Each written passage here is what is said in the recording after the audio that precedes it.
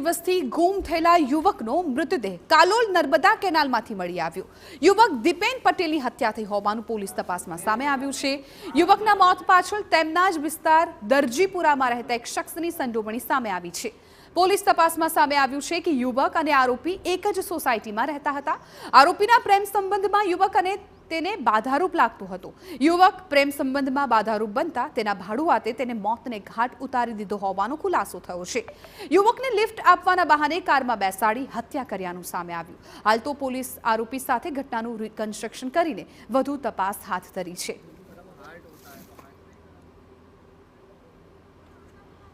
एक महिला साथेना संबंधों बाबते एमने एवं हतुं के अमारा उपर आड़खीली रूप है, मैंने अड़चण रूप है एवं एमने एना उपर वहेम हतो।